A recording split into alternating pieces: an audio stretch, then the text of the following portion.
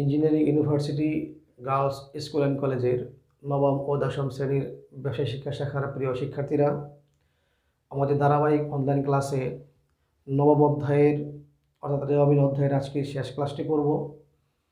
তো আগের ক্লাসে তোমাদেরকে দুটি অঙ্ক হোমওয়ার্ক দেওয়া ছিল, সেটি ছিল সমস্যা 4 এবং 5। আশা করি তোমরা সবাই অঙ্ক দুটি করেছো। যেহেতু তোমরা কেউ কোনো প্রবলেমের কথা বলোনি, তাই আমি ধরে নিচ্ছি যে তোমরা সবাই অঙ্ক দুটি পেরেছো। তোমাদের সকলকে অসংখ্য ধন্যবাদ। তো আজকে আমি তোমাদের সাথে এই অধ্যায়ের শেষ অঙ্ক যেটি রয়েছে, অর্থাৎ 140 পৃষ্ঠার সমস্যা 6, 140 পৃষ্ঠার সমস্যা 6 এই অঙ্কটি তোমাদের সাথে আজকে সমাধান করব। তোমরা সবাই বই, খাতা, কলম, স্কেল, ক্যালকুলেটর হাতে নিয়ে নাও। যে আজকে আমরা যেটি করব সেটা হচ্ছে সমস্যা 6। দেখো 6 নং,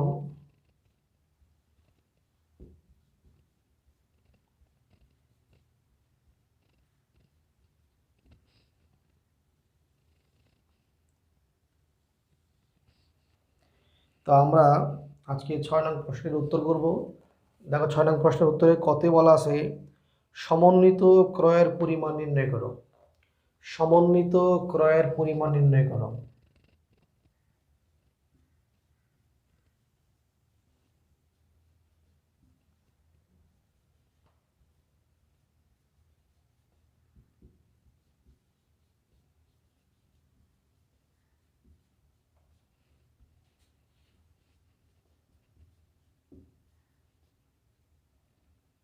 সমন্বিত ক্রয়ের পরিমাণ নির্ণয়।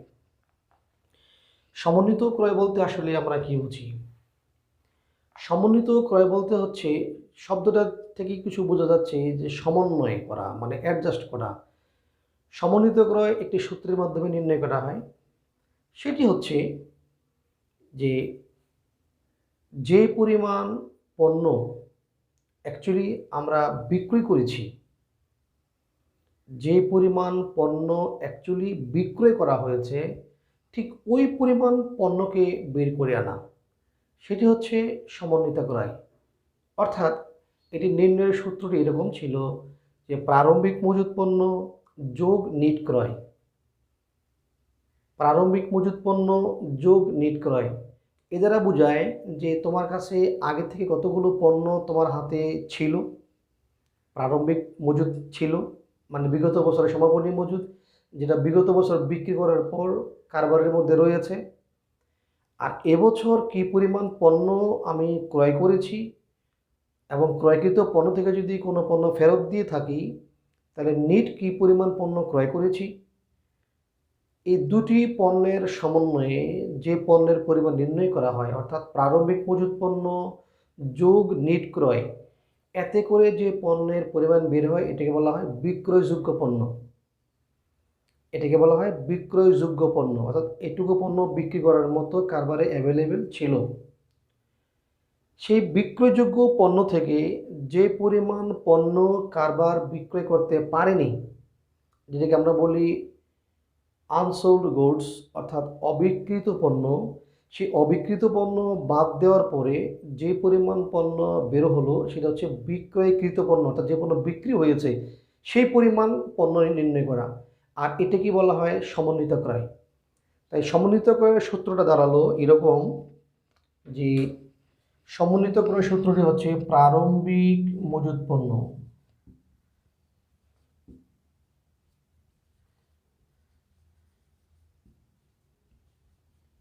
প্রারম্ভিক মজুত পণ্য যোগ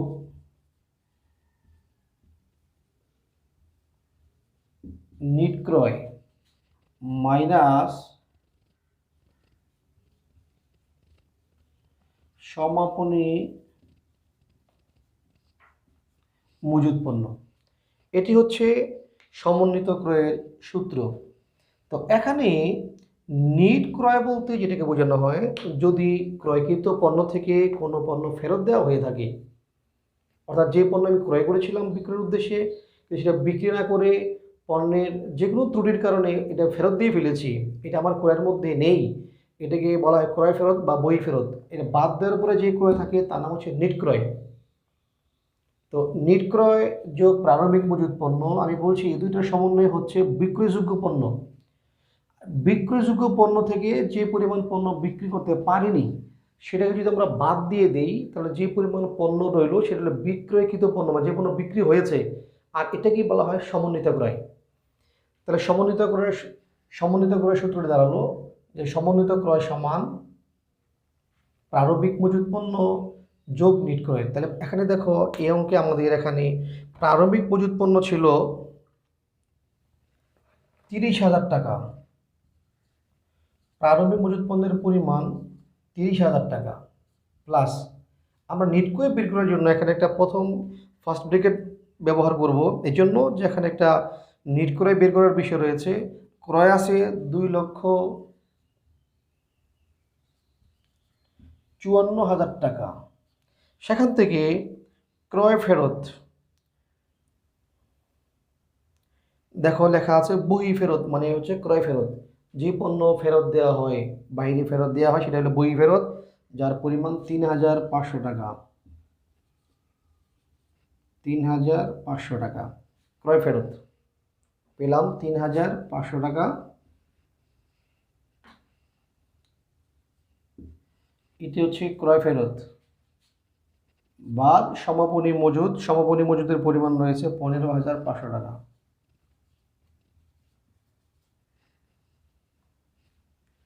তো যেহেতু আমি একটা ব্র্যাকেট দিয়েছি, আমি চাইলে এখানে একটা সেকেন্ড ব্র্যাকেট ইউজ করতে পারি।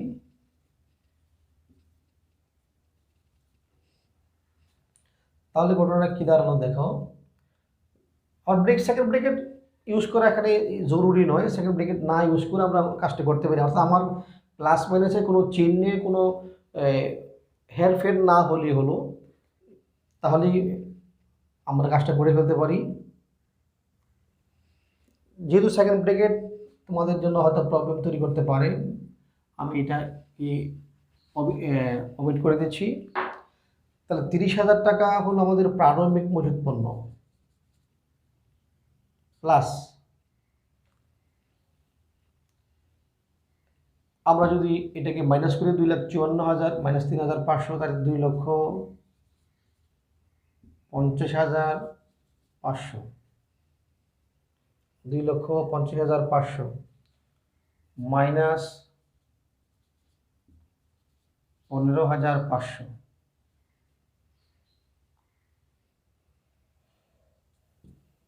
তাহলে কি দাঁড়ালো দেখো,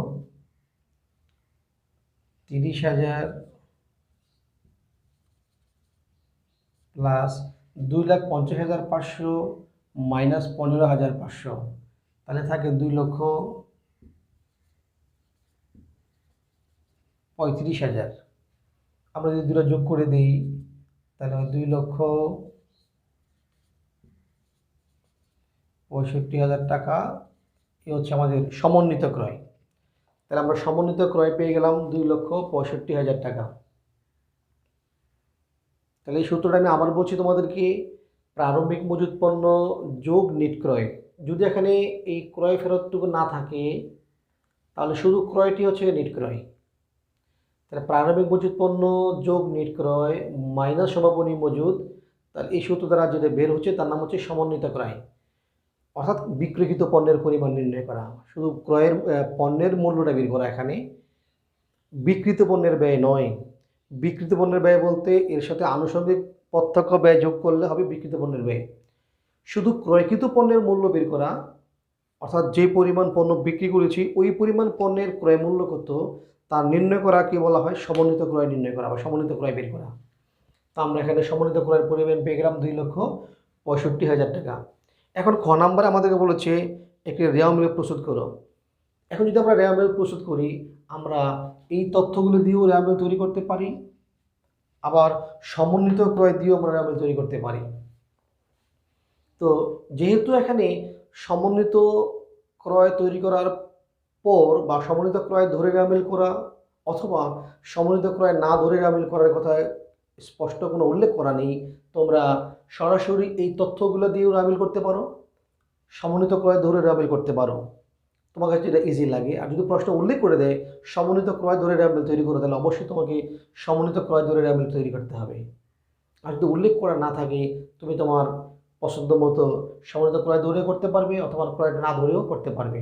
তো আমি তোমাদের কাছে সমন্বিত ক্রয় ধরে যদি করা হয় তাহলে কি হবে সেটা দেখাবো তোমাদের। আমি রেওয়ামিলের প্রথম দিকে ক্লাসগুলো বলেছি যে সমন্বিত ক্রয় থাকলে সেই ক্ষেত্রে রেওয়ামিলে প্রারম্ভিক মজুত পণ্য এবং ক্রয় অন্তর্ভুক্ত হবে না, সমন্বিত ক্রয় অন্তর্ভুক্ত হবে। আর সমাপনী মজুত পণ্য সাধারণত রেওয়ামিলে আসে না, কিন্তু সমন্বিত ক্রয় থাকলে সেটা রেওয়ামিলের ডেবিট দিকে অন্তর্ভুক্ত হয়। তো এখানে যে জিনিসগুলোর সমন্বয়ে অর্থাৎ প্রারম্ভিক মজুত পণ্য, ক্রয়, ক্রয় ফেরত, সমাপনী মজুত, চারটা জিনিসের সমন্বয়ে, চারটা জিনিসের একত্রিত করে যোগ বিয়োগ করে একটা জিনিস বের হয়েছে, তো এটা লেখা মানেই হচ্ছে চারটা লেখা হয়ে গেল। এই কারণে যেগুলো লেখা হয়ে গেছে সেগুলো লেখার আর কোনো রেওয়ামিলের প্রয়োজন নেই। তার সময় করে লেখা মানে চারটা জিনিস লেখা, তো চারটা জিনিস লিখতে গিয়ে একটা জিনিস বেশি লেখা হয়ে গেছে, যেটা লেখার কথা ছিল না। সমাপনী মজুদ রেওয়ামিল লেখার কথা ছিল না, কিন্তু এটা লেখার কারণে এটা অন্তর্ভুক্ত হয়ে গেল। তাই যেটা যেভাবে অন্তর্ভুক্ত হয়েছে তার বিপরীত কাজ করে এটাকে সরাই দিতে হবে। অর্থাৎ এখানে মাইনাসের মাধ্যমে, মাইনাস হওয়ার মাধ্যমে 2,65,000 টাকার ফলাফল নির্ণয় হয়েছে। এই 2,65,000 টাকা লেখার কারণে সমাপনী মজুদ মাইনাস হয়ে রেওয়ামিল অন্তর্ভুক্ত হয়ে গেল। এবার প্লাস করার মাধ্যমে অন্তর্ভুক্ত করলে পরে প্লাস মাইনাস হয়ে রেওয়ামিল থেকে সমাপনী মজুদ বাদ হয়ে গেল। তো আমরা ধরো এবার খ নাম্বারে বলেছে আমাদের একটা রেওয়ামিল তৈরি করতে বলা হয়েছে, আমরা আসলে রেওয়ামিল প্রস্তুত করি।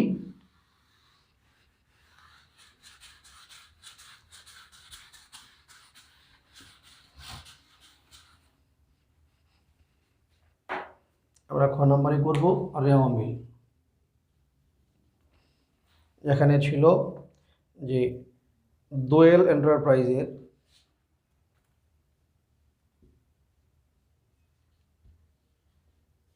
দোয়েল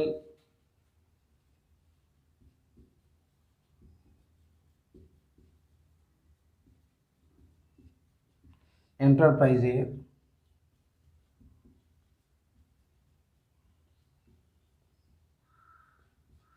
রেওয়ামিল অঙ্কটা ছিল 31 ডিসেম্বর 2017।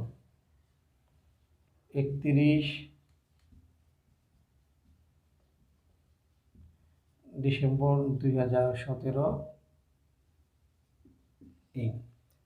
এইভাবে আমরা রেওয়ামিলের উপরে শিরোনামটা লিখব। শিরোনাম অবশ্যই সঠিক হইতে হবে, নাহলে কিন্তু তোমাদের নাম্বার কম দেওয়া হবে।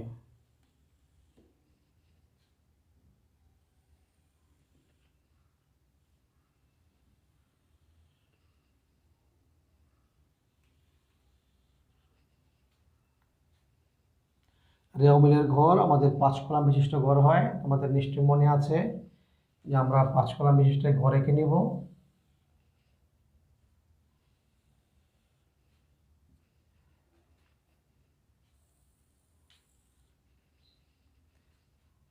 এটার নাম লিখবো আমরা ক্রমিক নং হিসাবের নাম।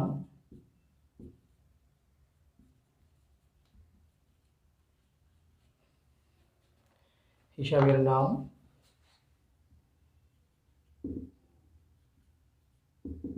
খতিয়ান পৃষ্ঠা ডেবিট টাকা।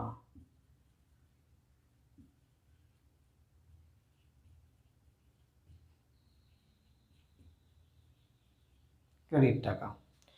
তো এখানে আমরা ক্রমিক নঙের ঘরে 1, 2, 4 মানে এইভাবে আমরা কিছু নাম্বার আগে থেকে দিয়ে নিতে পারি অথবা একটা এক করে দিতে পারি। আছে মূলধন। তোমাদের নিশ্চয়ই মনে আছে মূলধন হচ্ছে মালিকানা সত্ত্ব যা কারবারের দীর্ঘমেয়াদী একটা মূলধন জাতীয় প্রাপ্তি, সেটি রেওয়ামিলের ক্রেডিট দিকে লিখতে হবে। 1,90,000 টাকা মূলধন। রয়েছে নগদ তহবিল।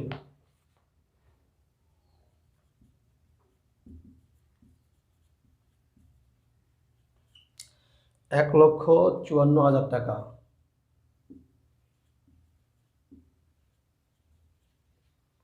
নগদ তহবিল। রয়েছে বিক্রয়। বিক্রয় হচ্ছে কারবারের মুনাফা জাতীয় আয়, যার পরিমাণ 4,67,000 টাকা। 4,67,000 টাকা। উত্তোলন। তোমরা জানো যে উত্তোলন হচ্ছে এইটা মালিকানা সত্ত্ব, উত্তোলনের মাধ্যমে মালিকানা সত্ত্বের পরিমাণ হ্রাস পায়। উত্তোলন 15,000 টাকা। এবং এটা তোমাদের নিশ্চয়ই মনে আছে, সম্পদ, ব্যয়, উত্তোলন এই তিনটে জিনিস রেওয়ামিলের ডেবিট দিকে বসে। আয়, দায়, মূলধন এই তিনটি রেওয়ামিলের ক্রেডিট দিকে বসে। উত্তোলনের পরে আছে বহি ফেরত, যেটাকে ক্রয় ফেরত। আমরা সমন্বিত ক্রয় বের করার সময় এটাকে লিখে ফেলেছি সমন্বিত নিট ক্রয়ের জন্য। তো যেহেতু সমন্বিত ক্রয় ধরে আমরা তৈরি করবো, সেহেতু বহি ফেরতটাকে আমরা লিখবো না, কারণ সমন্বিত ক্রয়ের মধ্যে বহি ফেরতটা অন্তর্ভুক্ত করা আছে। অগ্রিম প্রাপ্ত বাড়ি ভাড়া।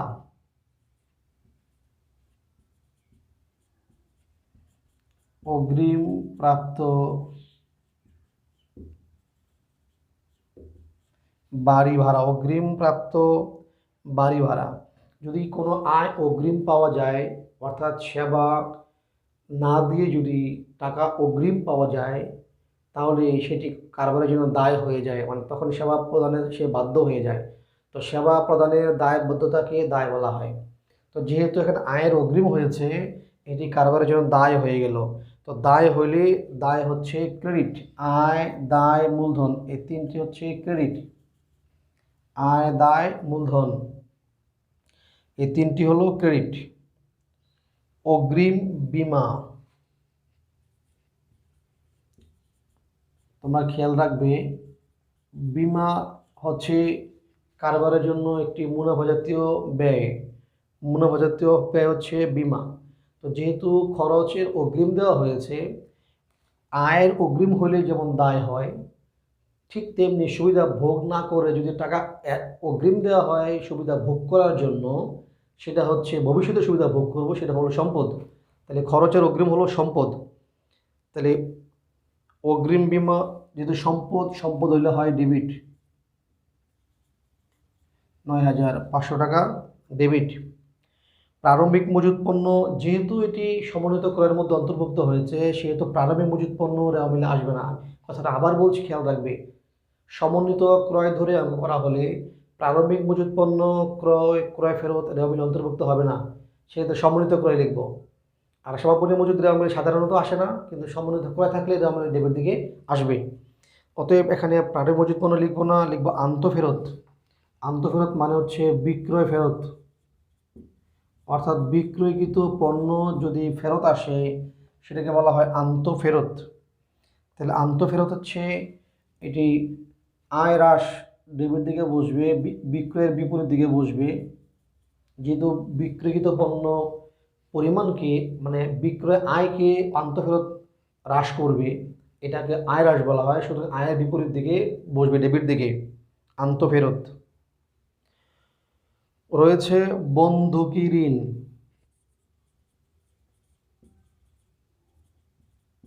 অর্থাৎ কারবারের কোনো সম্পদ বন্ধক রেখে যদি ঋণ নেওয়া হয়, সেটা হচ্ছে বন্ধকি ঋণ। এটি কারবারের জন্য দীর্ঘমেয়াদী দায়, অর্থাৎ মূলধন জাতীয় প্রাপ্তি।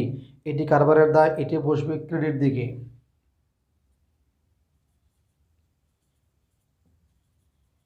1,00,000 টাকা। আর ক্রয় আমরা লিখবো না, ক্রয় না লিখবো আমরা সমন্বিত ক্রয়। যেহেতু আমরা ক নম্বরে সমন্বিত ক্রয় বের করেছি, সুতরাং সমন্বিত ক্রয় ধরে আমরা অঙ্কটা করতেছি, সমন্বিত ক্রয় লিখব। সমন্বিত ক্রয় বের করেছিলাম, নিশ্চয়ই তোমাদের মনে আছে, 2,65,000 টাকা।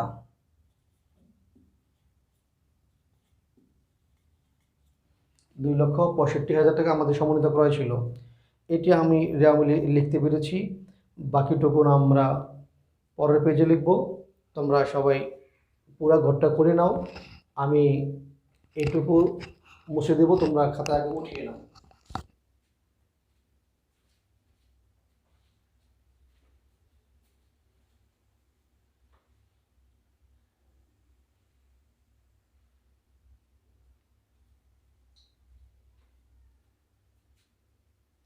সবাই খাতায় উঠিয়ে নাও।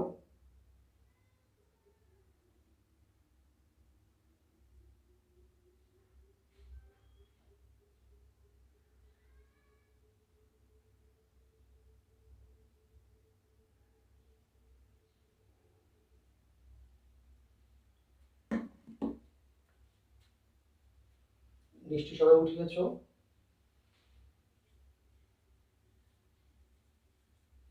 আমি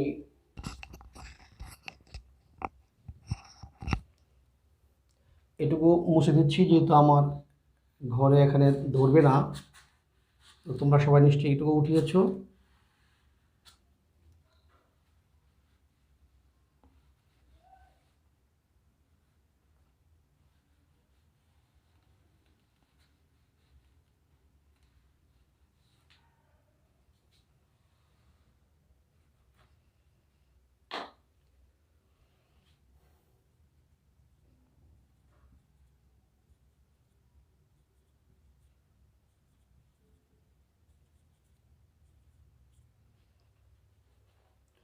আমরা সম্মিলিত করে লিখেছি, এরপর আসছে প্রাপ্য হিসাব।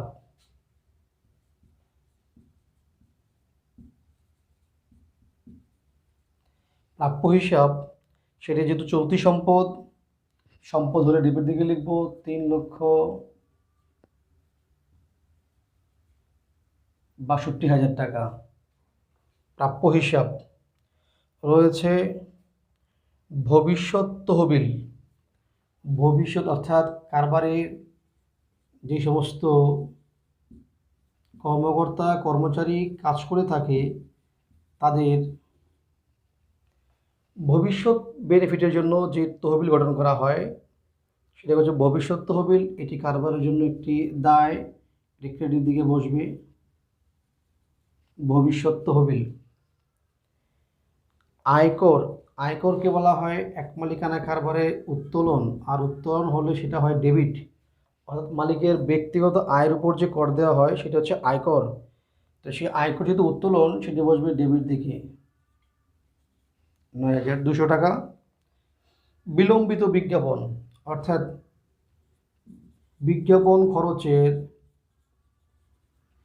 যে অংশ এখনও কারবারের সমন্বয় করা হয়নি, এটাকে অসমন্বিত ব্যয় বলা হয় বা একটি ভুয়া সম্পদ বলা হয়। 25,000 টাকা। এটি সম্পদ হিসেবে দেখানো হয় যদিও এটি কোনো সম্পদ নয়, এই জন্য এটাকে বলা হয় অসমন্বিত ব্যয় বা ভুয়া সম্পদ। 25,000 টাকা। সমাপনী মজুত পণ্য, রেওয়ামিল আসার কথা ছিল না, যেহেতু সমন্বিত ক্রয় লিখেছি, যেহেতু সমন্বিত ক্রয় লেখা হয়েছে এই জন্য এখানে সমাপনী মজুত পণ্য রেওয়ামিলের অন্তর্ভুক্ত হবে। সমাপনী মজুত পণ্য 15,500 টাকা। আমি কথাটা আরেকবার বলছি যে সমাপনী মজুত পণ্য রেওয়ামিলের অন্তর্ভুক্ত হয় না, কিন্তু যদি সমন্বিত ক্রয় থাকে, সমন্বিত ক্রয় থাকলে সমাপনী মজুত পণ্য রেওয়ামিলের ডেবিট দিকে অন্তর্ভুক্ত হবে। প্রদেয় হিসাব।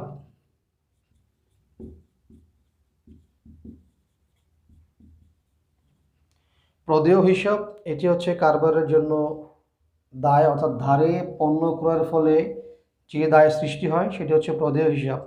41,500 টাকা।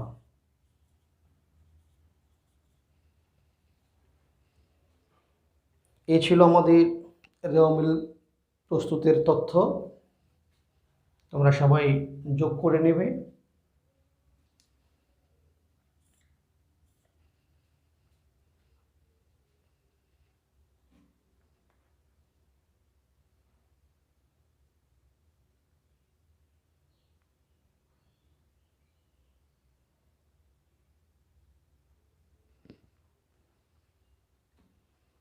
তাহলে আমাদের যোগফল হচ্ছে 8,66,500। রেওয়ামিল অবশ্যই দুই দিক মিলে যেতে হবে। আমি ক্রেডিট দিক যোগ করেছি, তোমরা ডেবিট দিক যোগ করে দেখবে আমার এই যোগফলের সাথে নিশ্চয়ই মিলে যাবে। যদি মিলে না যায় তাহলে আমরা সেটাকে অনিশ্চিত হিসাব লিখব। আর সাধারণত রেওয়ামিল দুই দিক মিলে যায়। 8,66,500। তোমরা সবাই যোগ করে দেখো যে যোগফল দুটি মিলেছে কিনা। আমি কিন্তু দুই ভাগে ভাগ করে লিখেছি, এই জন্য আমার এখানে আমি যোগ করিনি, শুধু ক্রেডিট দিকটা যোগ করে আমি লিখে দিয়েছি। তোমরা যদি দেখো যে ডেবিট দিক যোগ করার পরে 8,66,500 টাকা হয়নি, কম বা বেশি হয়েছে, কম হলে এখানে অনিশ্চিত হিসাব লিখবে, আর এখানে কম হলে এখানে অনিশ্চিত লিখে এটার সাথে মিলাবে। তা আমার ধারণা যে দুই দিক সমান হবে, এই জন্য আমি লিখে দিচ্ছি, কারণ এখানে আমার ডেবিট দিকের সব তথ্য নেই বিধে আমি এখানে যোগ করলাম না, তোমরা যোগটা মিলিয়ে নেবে। তো এই ছিল আমাদের খ নাম্বার উত্তর, যে আমরা রেওয়া মিলের পরিমাণ নির্ণয় করেছি। তোমরা সবাই উঠিয়ে নাও।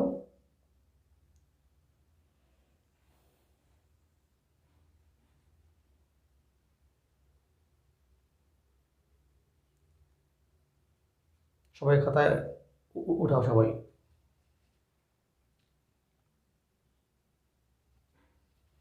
আমি বোর্ডটি মুছে দিচ্ছি।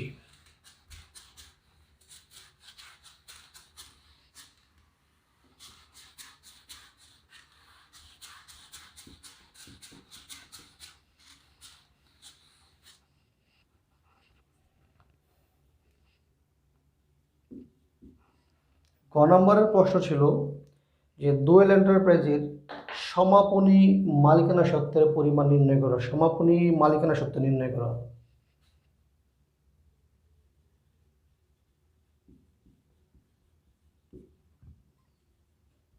সমাপনী মালিকানা সত্ত্ব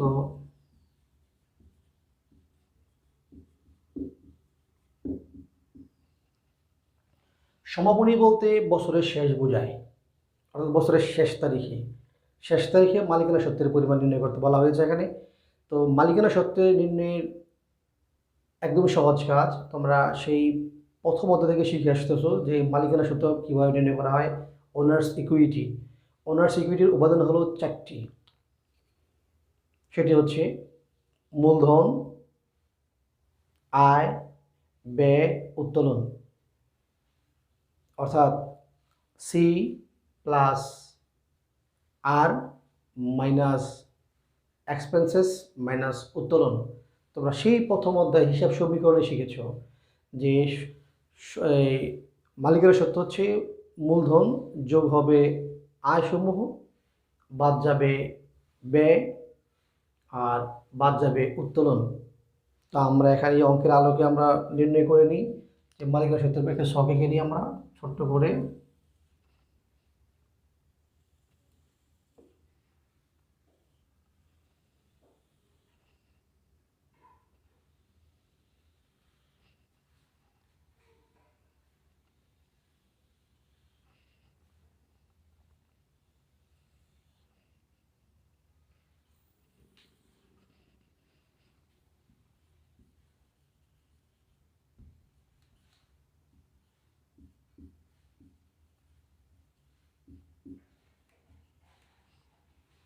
প্রথমে লিখবো আমরা মূলধন।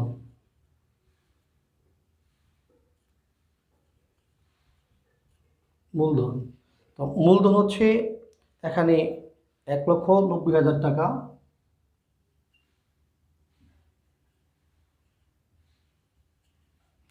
এই মূলধনের সাথে আমরা যোগ করব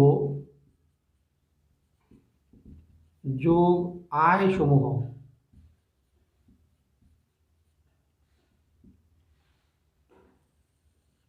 আয় সমূহ লিখে আমরা যোগ করব। এখানে কি কি আয় রয়েছে দেখো, সে আয়গুলো রয়েছে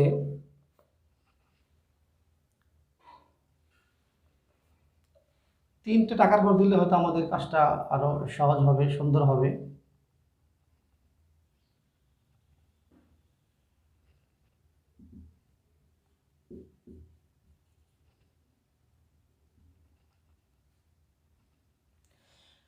আয়ের মধ্যে আমাদের প্রথম অন্যতম আয় হচ্ছে বিক্রয়।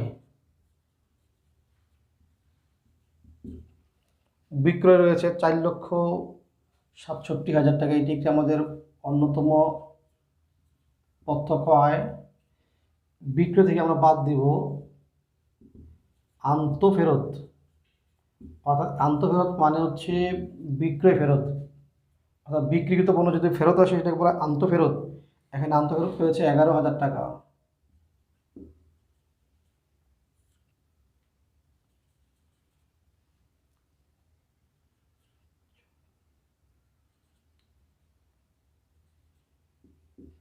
আমরা বিক্রয় পেলাম, নিট বিক্রয় পেলাম 4,56,000 টাকা, মানে বিক্রয় আয় পেলাম 4,56,000 টাকা। এখানে রয়েছে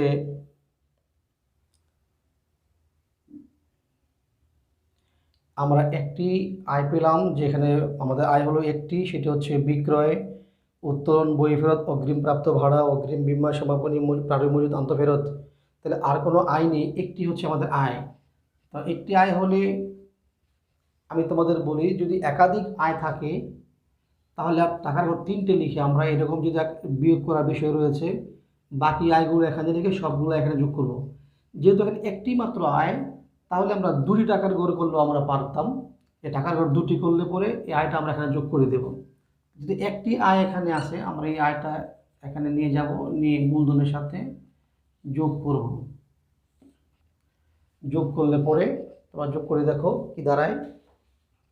আমাদের মূলধন রয়েছে 1,90,000 যোগ 4,56,000, তাহলে 6,46,000।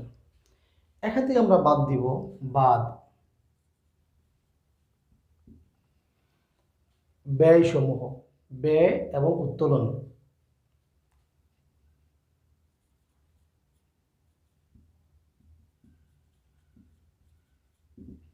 ব্যয় সমূহের মধ্যে আমাদের একটি ব্যয় আছে, সেটা সমন্বিত করা হয়, এটি আমাদের একটি ব্যয়।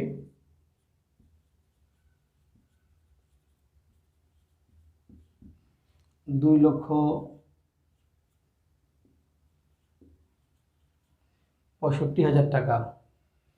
এরপরে আমরা দেখব আমাদের এখানে কি কি ব্যয় আছে।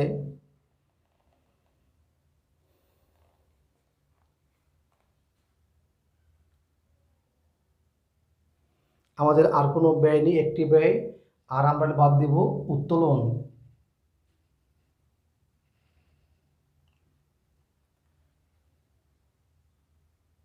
এটা আমরা বাদ দিয়ে দিই। যদি একটি ব্যয় রয়েছে, সরাসরি আমরা ব্যয় টাকা নিয়ে ফেলে 2,65,000 টাকা।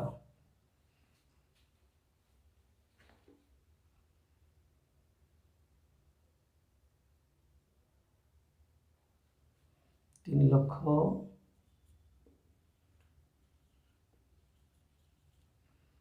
বাদ। এখান থেকে আমরা বাদ দেব উত্তোলন। তো উত্তোলন বলতে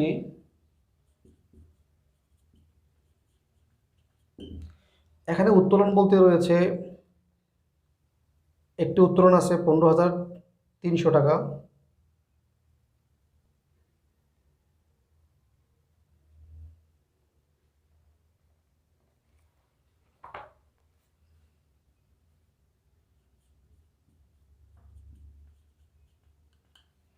উত্তোলন 15,300 টাকা।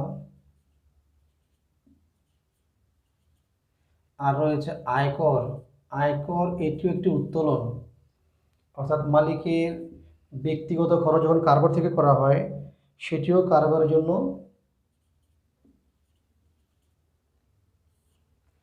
তাহলে 15,300 আর হচ্ছে 24,500 হচ্ছে মোট উত্তোলন। তাহলে উত্তোলন আমাদের পেলাম দুইটা, একটা উত্তোলন নগদ উত্তোলন আর একটা আয়কর। দুইটি নগদ উত্তোলন। তো আমরা এই টাকা থেকে এটাকে মাইনাস করে দেব।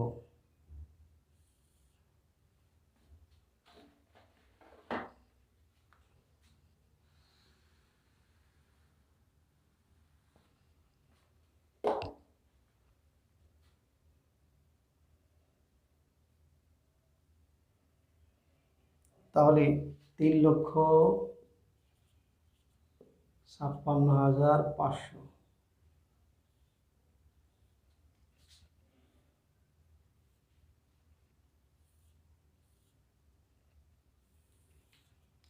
এই হচ্ছে আমাদের সমাপনী মালিকানা সত্ত্বের পরিমাণ 3,56,500। তোমরা সবাই খাতা উঠিয়ে নাও।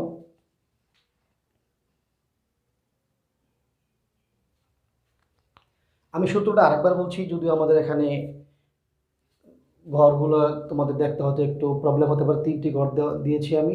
3টি ঘর তখনই লাগবে যখন তোমার একাধিক আয় থাকবে, একাধিক ব্যয় থাকবে, তখন আমরা এই ঘরে ব্যয়গুলো লিখে সবগুলো ব্যয় যোগ করে এখানে আনবো। একাধিক আয় থাকলে আয়গুলো এই ঘরে লিখে আয়গুলো যোগ করে আমরা এখানে আনবো। এখন একটি আয় থাকায় সরাসরি এই আয়টা আমি এখানে নিয়ে এসেছি, একটি মাত্র ব্যয় থাকায় এই ব্যয়টি সরাসরি এখানে চলে আসছে। যেমন উত্তোলনের বেলায় দেখো, একাধিক উত্তোলন রয়েছে, একটা উত্তোলন, একটা আয়কর উত্তোলন, আরও রয়েছে জীবন বীমার প্রিমিয়াম, এটিও একটি উত্তোলন। তো জীবন বীমার প্রিমিয়াম যদি থাকতো তাহলে তিনটা লিখে তিনটা যোগ করে আমি এখানে আনতাম। ঠিক তেমনি ব্যয় যদি একটি না হয় একাধিক ব্যয় হতো, তাহলে সবগুলো ব্যয় এখানে লিখে যোগ করে আমরা এখানে নিয়ে আসতাম। সেমভাবে আয় যদি একাধিক আয় থাকতো, এই আয়গুলো এখানে লিখে আয়গুলো যোগ করে আমি এখানে নিয়ে আসতাম। তাহলে সূত্র দাঁড়ালো মূলধন যোগ আয় বাদ ব্যয়সমূহ বাদ উত্তোলন। মূল সূত্রটা হচ্ছে যে মূলধনের সাথে অর্থাৎ প্রারম্ভিক মূলধনের সাথে যোগ হবে আয়সমূহ, যত আয় রয়েছে প্রত্যক্ষ এবং পরোক্ষ, আয়গুলো যোগ হবে এবং প্রত্যক্ষ এবং পরোক্ষ ব্যয়গুলো বাদ যাবে আর উত্তোলন বাদ যাবে। তাহলে বের হয়ে যাবে সমাপনী মালিকানা সত্ত্ব বা সত্ত্বাধিকারের পরিমাণ বা সমাপনী মূলধন বা মালিকানা সত্ত্ব, যেটাই বলো, যে নামে থাকুক আমাদের একই কাজ হবে। চারটি নাম থাকতে পারে: সমাপনী মালিকানা সত্ত্ব, সত্ত্বাধিকারের পরিমাণ, সমাপনী মূলধন বা মালিকানা সত্ত্বের পরিমাণ নির্ণয় করো। এই হচ্ছে আমাদের গ নাম্বার প্রশ্নের উত্তর। আমার আশা করি তোমরা বুঝতে পেরেছো। সূত্রটি যদি তোমাদের মনে রাখো, তাহলে যত ব্যয় থাকুক আয় থাকুক তোমরা যোগ বিয়োগ করে কাজটি করতে পারবে। সূত্রটি হচ্ছে প্রথম মূলধন লিখবে, সাথে সমস্ত আয়গুলো যোগ করবে, সে মুনাফা জাতীয় আয় প্রত্যক্ষ এবং পরোক্ষ যাই হোক। তাহলে মূলধনের সাথে আয়গুলো যোগ হবে আর সমস্ত ব্যয়গুলো বাদ যাবে, সেই ব্যয় প্রত্যক্ষ হতে পারে, পরোক্ষ হতে পারে, আর উত্তোলন বাদ যাবে। বাদ দিলে যেটা বের হচ্ছে তার নাম হচ্ছে সমাপনী মালিকানা সত্ত্ব বা সমাপনী মূলধন। আশা করি তোমরা সবাই বুঝতে পেরেছো। তো এই অঙ্কটির মাধ্যমে আমরা আজ অনলাইন ক্লাসে রেওয়া মিল অধ্যায়েরটি শেষ করলাম। পরবর্তীতে তোমাদের 11তম যে অধ্যায়, অর্থাৎ পণ্যের ক্রয় মূল্য, বিক্রয় মূল্য, উৎপাদন ব্যয় নির্ণয় করা, সেই অধ্যায়টি আলোচনা করব। তো তোমরা রেওয়া মিল অধ্যায়ের যে অঙ্কগুলো রয়েছে সবগুলো অঙ্কই তোমরা আবার নিজেরা রিভিশন দেবে, বাসায় নিজে নিজে একবার প্র্যাকটিস করবে। আমি আবারও বলছি, তোমাদের গত ক্লাসে আমি আমার মোবাইল নাম্বার দিয়েছি। যদি অঙ্ক করতে গিয়ে কার কোনো প্রবলেমে পড়ো, অঙ্ক করতে পারছো না, কোথাও তুমি আটকে যাচ্ছ, তাহলে আমাকে তোমরা ফোন করে তুমি সহযোগিতা নিতে পারো। তোমার অ্যাকাউন্টিং বিষয়ে যে কোনো প্রবলেমের জন্য তুমি আমাকে কথা বলে আমার সাথে কনসাল্ট করতে পারো, আমার কাছ থেকে হেল্প নিতে পারো। আশা করি তোমাদের প্রচেষ্টা এবং আমাদের সহযোগিতা, এই দুইয়ের সমন্বয়ে তুমি একজন ভালো অ্যাকাউন্টেন্ট হবে এবং অ্যাকাউন্টিংয়ের যে ভালো স্টুডেন্ট হবে এবং পরীক্ষায় ভালো করে তুমি প্রশ্নগুলো উত্তর করতে পারবে। তো সেই জন্য তোমাদের চেষ্টা থাকতে হবে, ইচ্ছা থাকতে হবে। তোমার ইচ্ছা শক্তি তোমাকে ভালো রেজাল্ট দিয়ে এগিয়ে নিয়ে যাবে ইনশাল্লাহ। তো আমি আশা করি তোমরা সেটা করবে এবং বাসায় ভালো করে পড়াশোনা করবে। তোমরা সবাইকে অসংখ্য অসংখ্য ধন্যবাদ। সবাই তোমরা ভালো থেকো। আজকের ক্লাস এখানে শেষ করছি।